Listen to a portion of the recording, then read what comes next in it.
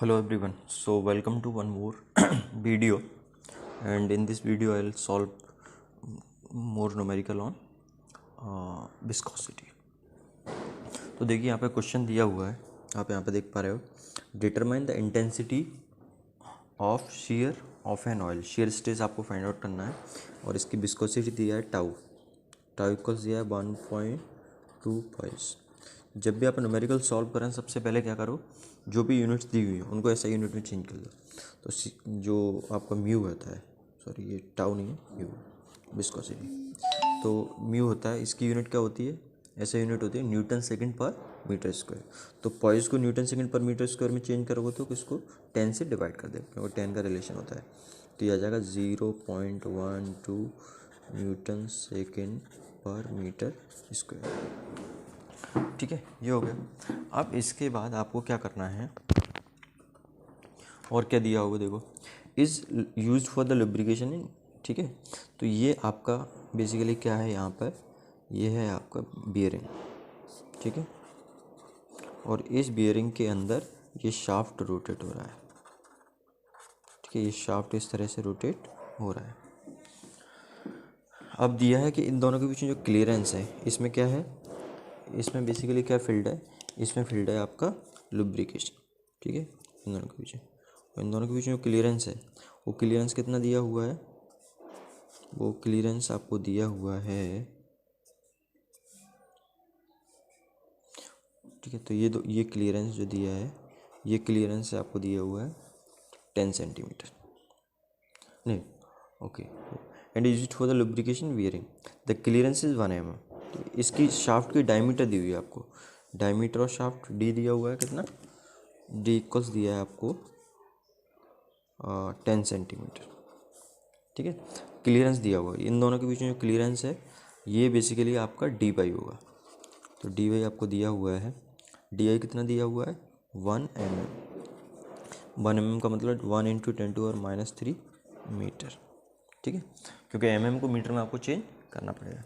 अब देखो यहाँ से एक इंटरेस्टिंग चीज़ ये है, आपको इस शाफ्ट की वेलोसिटी दी है, किसमें आरपीएम दिए हैं, आरपीएम का मतलब एन दिया है आपको कितना 200 आरपीएम। अब इस एन से आप क्या निकाल सकते हो, इस एन से आप निकाल सकते हो इसकी वेलोसिटी।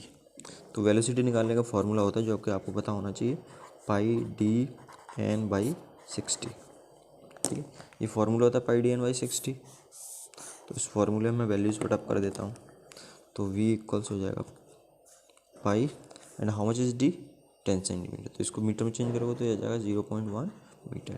तो इंटू 0.1 इंटू एन कितना 200/60।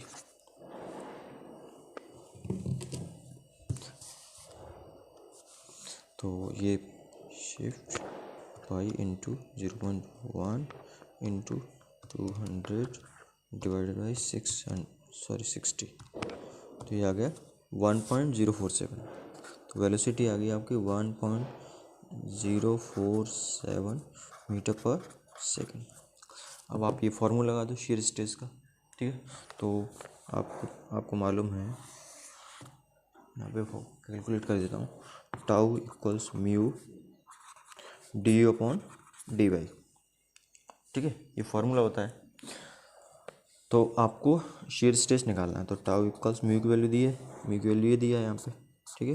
तो 0.12 into D you, initial velocity 0 और फाइनल वेलोसिटी ये है, तो डी यू कितना हो जाएगा, डी यू होगा 1.047 डी वाई। इनके बीच में क्लियरेंस, ये बेसिकली दो पार्ट नहीं है, एक ही हिस्सा है, मैंने सामने से दिखाया हुआ है। ये किस तरह से हो रहा है, ये इस तरह से हो रहा है, मैं आपको दिखाना चाहूँ तो ये बियरिंग है और इसके अंदर ये इस तरह से रोटेट हो रहा है, ठीक है। तो ये दोनों तरफ ये बिल्कुल सर्कुलर है, ठीक है। तो अपन डी वाई रख देते हैं, डी वाई कितना 1 × 10⁻³ तो इसको अब सॉल्व करते हैं टाउ। तो सॉल्व करोगे तो आपका 0.12 इंटू 1.047 इंटू 1 × 10⁻³ अब ये ना गलत रीड कर रहा है बेसिकली, ये इस तरह का नहीं आएगा, सॉरी मैंने मल्टीप्लाई लिख दिया है। 0.12 इंटू 1.047 ये आ गया, डिवाइड कर दिया इसको 1 इंटू 10⁻³ तो ये आ गया 125.64। इसकी यूनिट ऑब्वियसली क्या होगी, न्यूटन पर मीटर स्क्वायर। तो this is your required answer.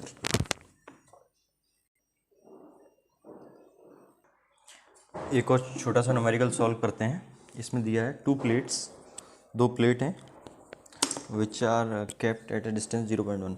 तो ये एक प्लेट ये है, ये फिक्स है आपका, और एक प्लेट ये है, ये मूव कर रही है। ये मूव किस वेलोसिटी से कर रही है, मूव कर रही है 0.3 मीटर पर सेकंड, है ना। तो इन केस हम नो स्लिप कंडीशन मान के चलेंगे, मतलब जिस स्पीड से ये ऊपर वाली प्लेट मूव कर रही होगी उसी स्पीड से इसकी इमीडिएट जो लेयर होगी वो मूव कर रही होगी। इसका सरफेस एरिया दिया है, तो एरिया कितना दिया है 1 मीटर स्क्वायर, और इसको पुल किया जा रहा है, ये तो दे दिया है। Force and power required to maintain this speed, और म्यू दिया हुआ है, ठीक है। तो म्यू कितना दिया है आपको, म्यू दिया है 1.5 पॉइस। 1.5 पॉइस का मतलब हो गया आपका 0.15 न्यूटन सेकंड पर मीटर स्क्वायर। ये चीज़ आपको समझ आती है, ओके। अब फोर्स एंड पावर रिक्वायर्ड निकालना, तो सबसे पहले कितना पावर इसको ज़रूरत पड़ेगी या कितना फोर्स की ज़रूरत पड़ेगी, जितना आपका लॉस्ट हो रहा है किसमें, फ्रिक्शन की वजह से या विस्कोसिटी की वजह से, ठीक है। तो आप यहाँ फार्मूला लगाओगे, shear stress tau equals mu d u upon d y, ठीक है। तो टाउ इक्वल्स आ जाएगा, म्यू की वैल्यू दी है कितना 0.15, इन दोनों के बीच की डिस्टेंस भी दे रखी है, ठीक है। इन दोनों की डिस्टेंस कितनी 0.15, तो यहाँ पे जो डी वाई हो जाएगा वो हो जाएगा 0.15 mm, ठीक है। तो डी वाई दिया है आपको 0.15 mm, ये कन्वर्ट करोगे आप तो 0.15 इंटू 10⁻³ मीटर, तो इंटू डी यू की वैल्यू कितनी हो जाएगी, डी यू की वैल्यू आपका ये 0.3 अपॉन डी वाई, तो 0.15 इंटू 10⁻³ तो इसको हम कैलकुलेट करते हैं, तो ये हो जाएगा 0.15 मल्टीप्लाइड बाई 0.3, और इसको डिवाइड कर दिया आपने 0.15 इंटू 10⁻³ तो ये आ गया 300। तो टाउ इक्वल्स आएगा 300 न्यूटन पर मीटर स्क्वायर,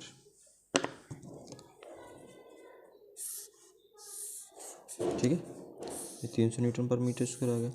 अब आपको फोर्स निकालना है, तो ऑब्वियसली स्ट्रेस दिया है ना, इसमें एरिया का मल्टीप्लाई करेंगे तो क्या आ जाएगा, फोर्स आ जाएगा, ठीक है। तो फोर्स रिक्वायर्ड इक्वल्स आ जाएगा एफ इक्वल्स टाउ इंटू ए, तो एफ इक्वल्स आ जाएगा 300 और एरिया कितना है 1, ठीक है। तो आपका जो फोर्स है this will be equals to F equal 300 multiple 1 करेंगे तो 300 न्यूटन, ठीक है। कितना आ गया 300 न्यूटन आ गया।